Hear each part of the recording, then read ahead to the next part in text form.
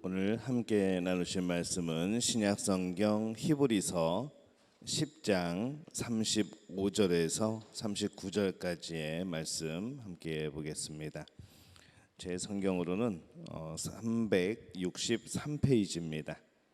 신약성경 363페이지 히브리서 10장 35절에서 39절까지의 말씀.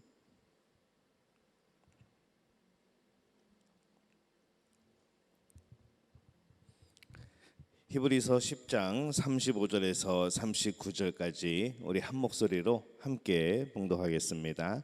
그러므로 너희 담대함을 버리지 말라.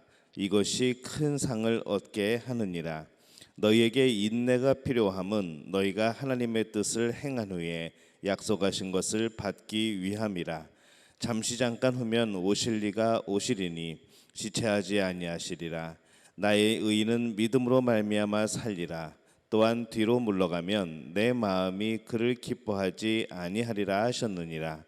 우리는 뒤로 물러가 멸망할 자가 아니요 오직 영혼을 구원함에 이르는 믿음을 가진 자니라. 아멘. 할렐루야. 하나님의 은혜가 오늘 수요 예배에 함께 하신 여러분에게 임하시기를 예수님의 이름으로 축원합니다. 이 초대교회 당시에 그리고 예수님의 복음을 전하던 이 사도들이 활동하던 당시에 많은 그리스도인들은 여러 가지 어려움을 당하고 또 환난 또 박해를 당했습니다. 또 많은 사람들이 순교를 하였지요. 그들이 지키는 복음, 그들이 전파하는 복음, 이것이 이 세상에는 정말로 받아들이기 힘든, 이 죄악된 세상으로서는 받아들이기 힘든 그런 복음이었기 때문에 그렇습니다. 하나님의 나라와 이 세상 나라가 충돌하게 되는 것, 그러면서 이 많은 사람들이 이제 세상의 가치관에 따라 살지 않고 하나님의 나라의 가치관에 따라 살아가게 되면서 여러 가지 일들이 벌어지고, 또 이 천국의 이 모든 것을 빼앗기게 된 이 세상 나라들은 그것을 되찾기 위해서 우리 많은 성도들을, 또 우리 하나님의 자녀들을 핍박하고 또 박해하게 됩니다. 당시 고통당하는 그리스도인들에게 그들이 지녀야 될 이 신앙의 태도가 무엇인가, 이것에 대해서 오늘 하신 말씀이 오늘 히브리서 10장에 나오는 바로 이 말씀이죠. 특히 강조하는 부분이 무엇인가 하면은 뒤로 물러가서는 안 된다라는 것을 강조를 하고 있습니다. 고통이나 실패나 이 박해 같은 여러 여건들이 이 그리스도인의 신앙생활을 위협한다고 할지라도 그런 것들 때문에 뒤로 물러서면 안 된다는 것이죠. 우리 말씀에서 우리에게 주시는 교훈은 바로 이 첫 번째로 담대해야 상을 받는다는 겁니다. 35절 말씀에 보면은 그러므로 너희 담대함을 버리지 말라. 이것이 큰 상을 얻게 하느니라. 이렇게 말씀을 합니다. 이 34절 이전의 말씀을 보면은 이 당시 기독교인들이 예수님을 믿는다는 이유로 그 이유 하나 때문에 옥에 갇히고 재산을 빼앗기고 직장에서 쫓겨나는 그러한 일들을 당합니다. 또 순교까지 하죠. 그러나 그런 것들 때문에 용기를 잃어버리거나 믿음을 포기해버린 사람이 많아질 때에 그러면 안 된다라고 말씀을 하는 겁니다. 믿음을 포기하는 경우에 하나님이 주시는 그 상급을 얻지 못한다는 것이죠. 그래서 6절에 보면은 믿음이 없이는 하나님을 기쁘시게 하지 못하나니 하나님께 나아가는 자는 반드시 그가 계신 것과 또한 그가 자기를 찾는 자들에게 상 주시는 이심을 믿어야 할지니라. 이렇게 말씀을 하고 있습니다. 우리가 담대해야 되는데 그 담대함이 어디서 나오는가? 그냥 밑도 끝도 없이 그냥 내 자신에 대한 신뢰, 아니면은 내 신념, 내 삶의 철학에서 나오는 것이 아니라 우리의 그 담대함은 그 모든 어려움과 박해와 여러 가지 그 핍박을 이겨낼 수 있는 것은 바로 믿음에서 나온다는 것이죠. 그래서 믿음이 없으면은 담대하지 못할 것이고, 담대하지 못하면은 여러 가지 그런 상황들을 이겨낼 수 없을 거라는 겁니다. 그것을 이겨낼 수 없으면 온전한 하나님의 나라의 백성이 될 수 없고, 그렇게 된다고 한다면은 하나님이 주시는 상급을 받을 수 없다는 것이죠. 그래서 이 히브리서 10장 35절과 이 히브리서 11장 6절을 연결시키면은 이렇게 됩니다. 담대한 믿음으로 하나님을 찾고 하나님께 나아가기를 힘쓰는 사람들에게 하나님은 상을 주신다. 이렇게 연결을 하는 것이죠.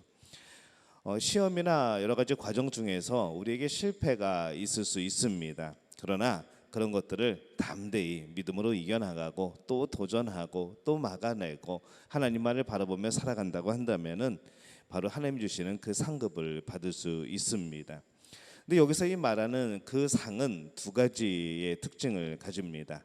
먼저 이 상을 주시는 분이 누구인가라고 하게 될 때에 바로 하나님이 그 상을 주시는 것이죠. 우리가 받는 상은 하나님이 주시는 그 상입니다. 세상의 그 어느 것과 비교할 수 없는 것이죠. 용기와 인내로 자신의 믿음을 지킨 사람들이 받는 상, 그것은 하나님이 주시는 겁니다. 그 누가 주는 것보다 복되고 기념이 되는 것이고 또 그것이 감사한 것이죠. 이 시험이나 실패를 담대한 믿음으로 이길 때에 임하는 그 상의 두 번째 특징은, 첫 번째는 하나님이 주신 것이면은 두 번째 특징은 그 상은 또 영원하다는 겁니다. 우리가 보통 어떤 대회에 나가서 아니면은 뭐 올림픽에 나가서 상을 받습니다. 상을 받는데 메달을 따고 상을 받는데 사실은 그것이 또 금방 잊혀져 버리죠. 그냥 기록으로 남게 됩니다. 몇 년도에 금메달을 땄다. 그냥 그렇게 기억을 하는 것이죠. 그것이 뭐 영원토록 기억이 됐으면 좋겠는데 그것도 그 세대가 지나가면 또 그 다음 세대가 지나가면은 그냥 흐지부지 잊혀져 버리는 것이 이 세상에서 주어지는 또 이 세상에서 얻는 그러한 삶입니다. 왜냐하면 그것은 개인에 대한, 개인의 업적에 대한 상이기 때문에 그런 것이죠. 근데 이 하나님이 주시는 그 상의 특징은 영원한 겁니다. 왜 영원한 건가 하면은 바로 믿음에 대하여 주시는 상이기 때문에 그렇습니다. 이 믿음은 변하지 않습니다. 하나님은 영원하신 하나님입니다. 그 상을 주시는 분이 또 하나님 나라에서 영원히 살아갈 우리가 받는 것이기 때문에 바로 그 상은 영원한 것이고, 영원한 것은 그만큼 가치가 있는 것이고 잊혀지지 않는 것이죠. 이 세상의 상들은 물질적인 겁니다. 그냥 사라집니다. 어떤 순간에 그런 기쁨이죠. 사라져 버립니다. 그러나 하나님이 주시는 그 상은 영원합니다. 변질되지 않고 의미가 바뀌지 않고 나중에 다르게 해석되지 않고 오직 하나님을 향한 믿음으로 주어지는 상, 그것이기 때문에 그것은 영원히 바로 기억되고 남는 겁니다. 그래서 우리가 이 세상의 상과 비교해 보게 될 때에 하나님이 주시는 그 상은 참 복된 것이고 감사한 것이고, 사실 우리가 받을 자격이 없음에도 불구하고 하나님이 일방적으로 주시는 그러한 상급이기도 합니다. 오늘 말씀하고 있는 이 두 번째 교훈은 인내해야 약속을 이룰 수 있다라고 말씀을 합니다. 36절에 보면은 너희에게 인내가 필요함은 너희가 하나님의 뜻을 행한 후에 약속하신 것을 받기 위함이라, 이렇게 말씀을 합니다. 인내는 그리스도인들이 지녀야 될 좀 중요한 성품입니다. 나가서 우리 인간들이 지녀야 될 그런 품성이기도 하죠. 생각해 보면은 인간이 인내한다는 것은 참 나약하고 무력합니다. 참아낸다고 하지만, 인내한다고 하지만은 그것이 무너져 버리기가 쉽습니다. 신앙인의 인내도 예외가 아닙니다. 우리는 참을성 없고 기다릴 줄 모르죠. 조금만 괴로워도 짜증내고 약간만 고통스러워도 신경질 내는가 하면은 우리는 또 쉽게 절망하고 포기해 버립니다. 우리가 하나님의 도움이 아니면은, 성령님의 그런 돌보심이 아니면은 우리가 다짐하고 우리가 신념을 가지고 신뢰하고 나가는 모든 것들이 사실은 금방 무너질 것들이지요. 그러나 우리 성령님께서는 우리 안에서 계속해서 말씀을 하십니다. 어떤 상황에서 우리가 약해질 때에, 우리가 또 세상을 향하여서, 죄를 향하여서 다 달려가게 될 때에 우리의 발걸음을 멈추게 하시고 우리를 돌이키게 하시고 그런 용기를 주시는 것이 바로 성령님인 것이죠. 근데 이 인내하지 못하면은 이 하나님의 약속을 이룰 수가 없습니다. 이 하나님의 약속은 언제 이루어질지 모릅니다. 그 모든 시간은 하나님께 달려 있는 것이죠. 하나님께서 원하시는 그때에, 하나님께서 가장 좋은 때에, 모든 상황이 준비된 그때에 하나님께서 주시는 그 시간 속에서 이루어집니다. 그러다 보니까 기도하고 나서 그때까지 참고 기다리는 것이 참 우리에게는 쉽지 않은 것이죠. 요즘에 기다린다는 것이 참 어려운 일입니다. 뭐든지 금방금방 나옵니다. 웬만하면 빨리 해결이 되지요. 또 우리 성격들도 참 급합니다. 그럼에도 불구하고 이 기도의 응답만큼은, 하나님이 주시는 이 바로 응답만큼은 우리에게 참 인내를 요합니다. 또 이 세상에서 살아가면서 우리가 하나님께 받은 약속이 무엇입니까? 영원한 천국의 약속이죠. 그 천국의 약속을 기다리는 것, 이것 또한 참으로 인내가 필요합니다.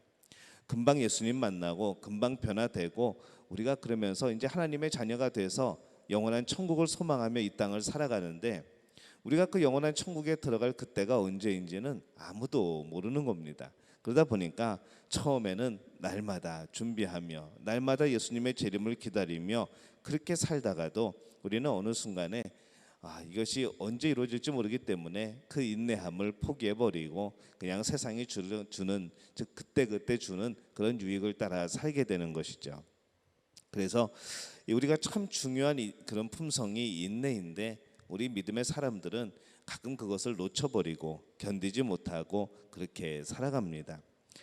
이 고통이나 좌절로 아픔을 겪을 때, 또 실패나 절망으로 괴로움을 당할 때 우리가 붙잡을 것은 사실 하나님의 약속입니다.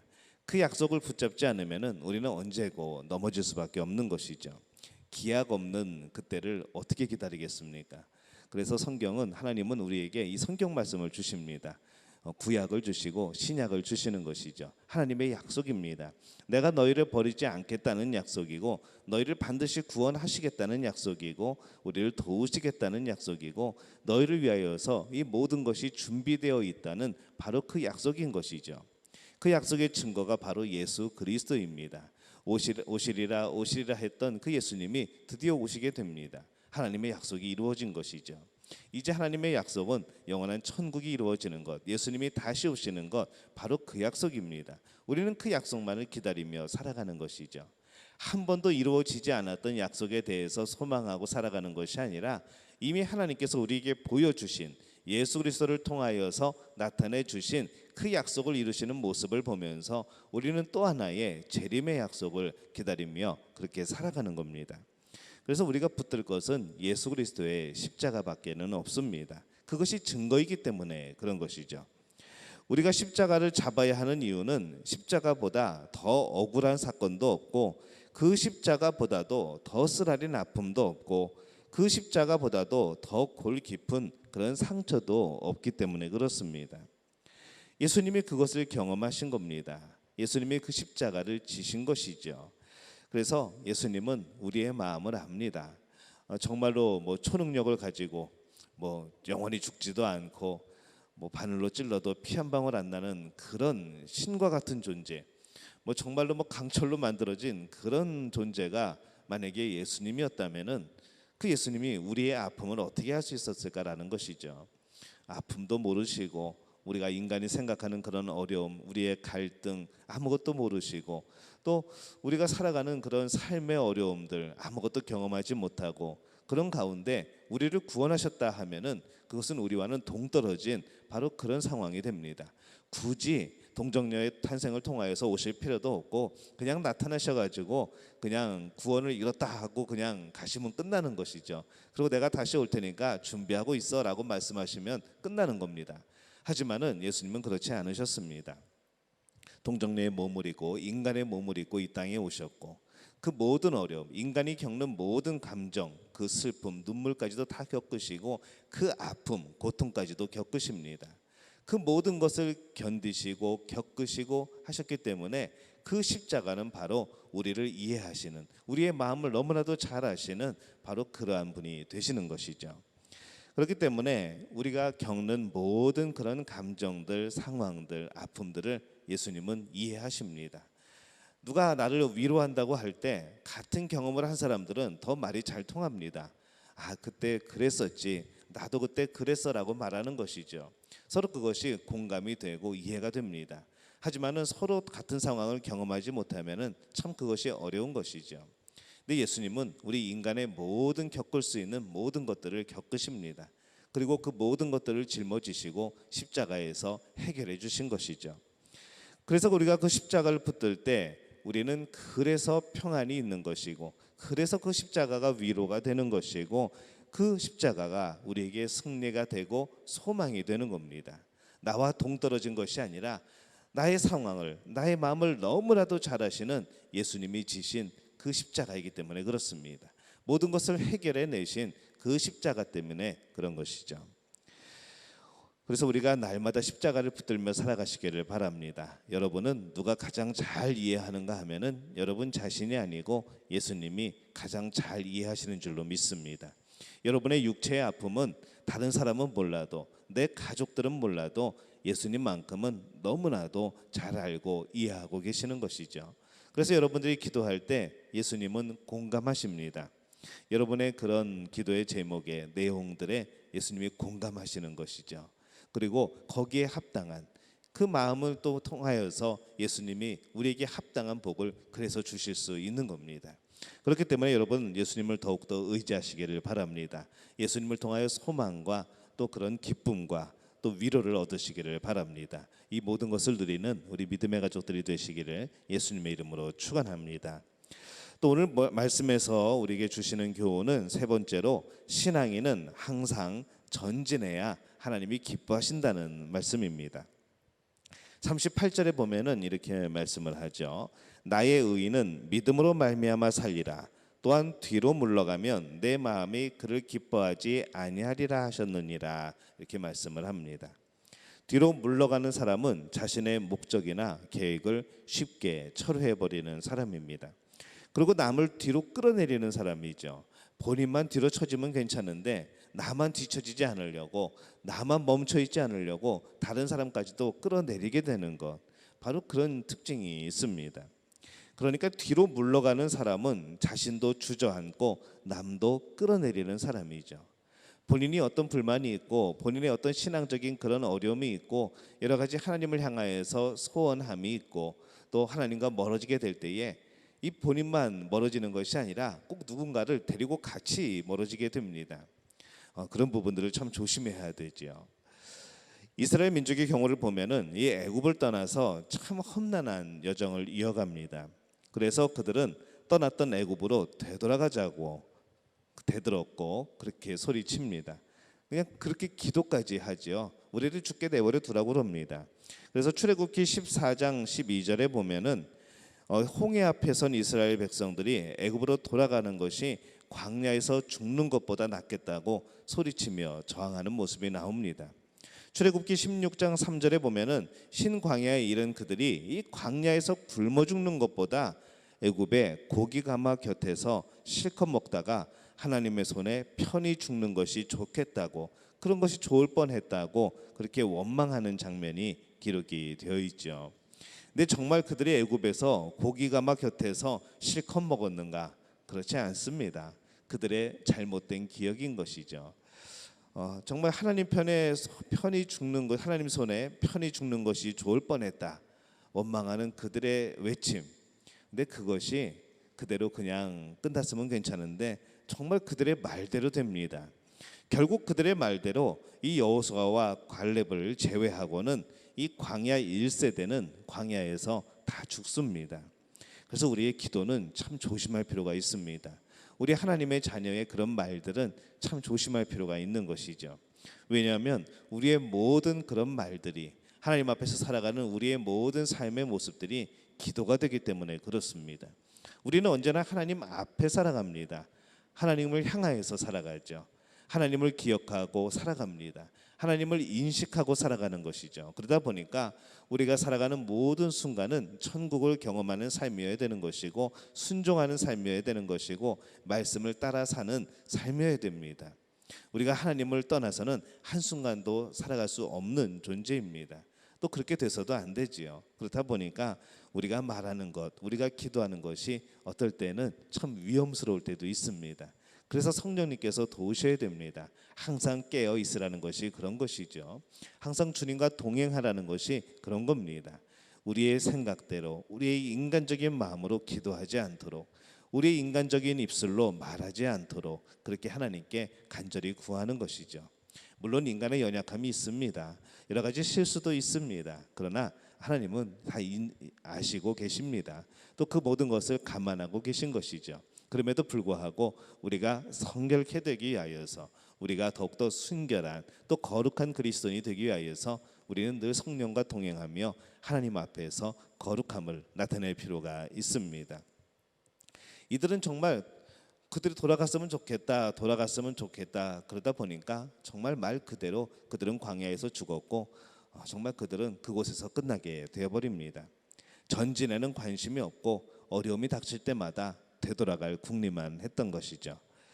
우리가 인간을 세 종류로 분류해 본다면은 이렇게 분류해 볼 수 있습니다. 우리가 시간을 생각하면서 과거를 늘 지향하는 사람들이 있습니다.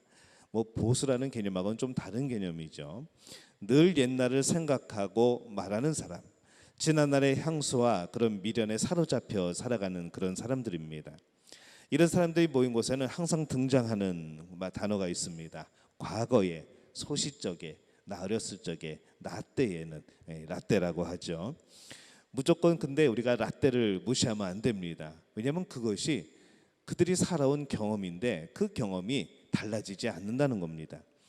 과거를 지향하면 안 되지만, 과거를 추구하면 안 되지만은 이 과거를 거울 삼아서 앞으로 나아가는 것은 참 우리에게 소중한 것이죠. 그래서 우리 젊은이들 보면은 이 안 좋은 문화가 하나 생겨난 것이 이 라떼를 무시하는 경향이죠. 나 때는 이랬어 말하는 것을 굉장히 장난스럽게 터부시합니다. 그것에 대해서 아니라고 말을 하죠. 그런데 나중에 살다 보면 어떤 일이 생기는가 하면은 똑같은 삶을 살아갑니다. 누구나 겪을 수 있는 똑같은 상황들을 겪고 똑같은 과정을 겪고 그들 또한 나 때에는 이라고 말하게 되는 것이죠. 왜냐하면 우리가 살아가면서 지난날의 여러 가지 경험들을 우리가 거울로 삼아서 앞으로 나가기 때문에 그렇습니다. 시간의 차이가 있을 뿐이지, 그 세대의 차이가 있을 뿐이지 우리는 언제나 이것을 거울로 삼아서 앞으로 전진해야 합니다. 근데 과거를 지향해서는 안 되는 것이죠. 과거로 돌아가서는 안 되는 겁니다. 만약에 과거로 돌아간다는 것이 왜 문제가 되는가? 그것은 하나님의 인도함을 인정하지 않는 겁니다. 우리는 하나님께 이끌려가는 사람이라고 그랬죠. 주일날 말씀을 전할 때에 우리는 태바의 삶을 산다고 그랬습니다. 노가 없습니다. 방향키가 없습니다. 그러다 보니까 내가 내 배를 제어하는 것이 아니라, 내 인생을 제어하는 것이 아니라 하나님이 이끄시는 대로 살아가는 것이죠. 내 환경 속에서 최선을 다하는 겁니다. 그런 삶인 것처럼 우리의 모든 것은 하나님이 이끌어가고 계십니다. 믿음의 사람들, 하나님의 자녀들은 더욱더 그러한 것이죠. 그런데 우리가 이 과거에 다시 돌아가자고 하는 것, 하나님의 이끄심에 대해서 우리가 그것을 인정하지 않는 것은 죄가 될 수 있다는 겁니다. 그래서 우리는 과거 지향적이지는 않지만은 늘 과거를 거울 삼아 앞으로 전진하는 사람이 되어야 됩니다. 또 한 부류의 사람들의 모습은 어떤 모습인가 하면 현실주의자들이죠. 과거도 필요 없고 미래도 필요 없고 오늘 여기가, 오늘 지금이 제일 좋은 사람들입니다. 과거가 필요 없듯이 미래도 필요 없는 사람들입니다. 현실만을 즐기는 것이죠. 영원한 천국, 지옥 관심 없습니다. 그거는 그냥 나중의 일이고 지금 내가 즐거운 것, 내가 지금 행복한 것, 내가 지금 만족스러운 것, 그것이 죄가 되든지 그것이 좋은 일이든 나쁜 일이든 그냥 하고 보자는 것이죠. 예수님을 믿는 것도 당장 오늘 나한테 무슨 복이 떨어지는가, 나한테 득되는 게 무엇인가를 먼저 따지는 사람들이 참 많습니다. 예수님을 만나기 전까지는 우리가 참 많은 그런 모습이었죠.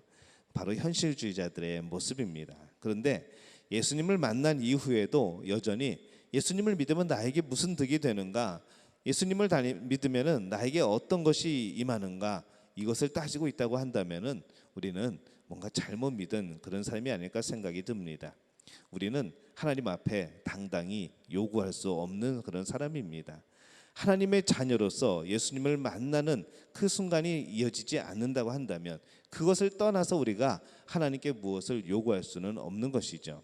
우리는 예수님 때문에 기도할 수 있습니다. 우리는 하나님의 자녀이기 때문에 구할 수 있는 것이죠. 그것을 떠나서 내 욕심대로, 이 현실의 만족함대로 구한다고 한다면 그것은 하나님을 또 인정하지 않는 그런 결과가 되어집니다. 세 번째 부류의 사람들은 어떤 사람인가 하면은 미래지향적인 사람입니다. 다시 말하면 뒤로 물러서지 않고 전진하는 사람들이죠. 하나님께서 이 모세를 애굽에 보내시고 이 10가지 재앙을 내리시고 또 이스라엘을 애굽에서 나오게 하신 것은 그들로 하여금 이 가나안이라는 약속의 땅이라는 그 복의 땅을 향해서 그들이 전진하도록 하시기 위함입니다. 근데 그들은 걸핏하면은 뒤로 돌아갈 궁리를 하는 겁니다. 언제나 어려움이 닥치면은 하나님을 원망하는 것이죠. 하나님은 그때마다 그것을 기뻐하지 않으셨습니다. 마음 아파하셨죠. 그리고 그들의 죄에 대해서 할 수 없이 심판하신 하나님의 모습을 또 봅니다. 여러분, 신앙생활을 시작했으면은 힘들고 느리고 때로는 괴롭더라도 뒤로 돌아서거나 중단하지 마시기 바랍니다. 신앙생활은 방학이 없습니다. 잠깐만 쉬었다가 다시 믿겠다는 그 말은 없는 것이죠. 매 순간 동행하지 않으면, 매 순간 믿음으로 살아가지 않으면 우리는 언제든지 하나님으로부터 멀리 떨어질 수 있는 그런 존재이기 때문에 그렇습니다. 우리 신앙은 방학이 없습니다. 늘 전진해야 하죠. 불행했던 과거, 죄짓고 살았던 그런 과거로 돌아가면 안 됩니다. 우리의 최종 목적지는 어디인가 하면은 영원한 천국, 하나님이 주신 약속의 땅, 우리의 약속의 땅은 바로 하나님의 나라입니다. 우리 믿음교회 성도들은 오늘 이 말씀처럼 담대함으로 상을 받고 인내함으로 약속을 이루고 언제나 전진하는 그런 믿음을 가진 그런 분들이 되시기를 바랍니다. 하나님이 기뻐하시는 성도, 하나님께서 정말로 자랑스러워하시는 성도, 또 우리 교회 될 수 있기를 바랍니다. 오늘 이 복이 우리 수예배에 참여한 우리 모든 성도들에게 임하시기를 예수님의 이름으로 축원합니다.